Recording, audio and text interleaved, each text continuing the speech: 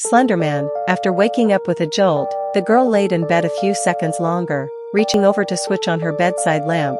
She tried to remember exactly what had stolen her sweet slumber away. When she couldn't, the brunette swung her legs over the side of the bed and heaved herself up. Checking the time on her phone, she snorted when she saw it was midnight, the witching hour. Knowing that sleep would only evade her, she left her bedroom for the kitchen, a good cup of coffee on her mind. As she passed by her front door, a chill spread like liquid fire down her spine. It's only winter, she told herself, focusing again on the coffee plan. Measuring out scoops, water, and preparing her cup kept her occupied, but as the dark liquid boiled, she had nothing left to keep her mind from wandering off. The chill returned and she couldn't help but glance behind her to the front door. It stood there innocently enough, just like always. The deadbolt was still in place and she could see nothing amiss with it. Turning back to her coffee, she did her best to forget about the feeling.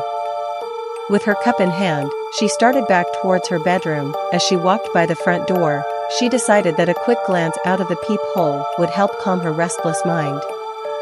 The chill worsened with each step she took towards the door and further away from the safety and warmth of her blankets. She pressed her empty hand against the cold, metal door and took a deep breath before leading her eye to the peephole. At first, she could only see an inky blackness and somehow seemed to swirl in itself. When she blinked in surprise, the void melted away. She wished it hadn't. In its place, there stood what she could only guess was once a man. The limbs were long and inhumanly awkward, with bulky joints branching off into several arms. Not unlike the branches of a tree, the creature was draped in a black suit, somehow making the thing more nightmarish to her. The icing on the proverbial cake, however, was what passed as the hellish thing's face. It was as though her mind blurred the ghastly visage to spare itself further shock and horror. She shoved herself away from the door with the hand still pressed against it. The scalding mug of coffee fell, the liquid burning her bare legs as she fell backwards and tried to crawl away from the door. She knew, somehow, that her mind hadn't been playing tricks on her.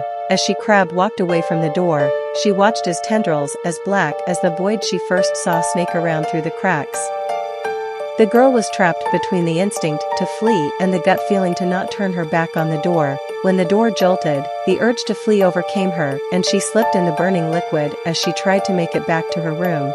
She knew deep down that she was trapping herself in a corner, but she had to get away from the door. The girl was halfway down the hallway when she heard the previously locked door creak open.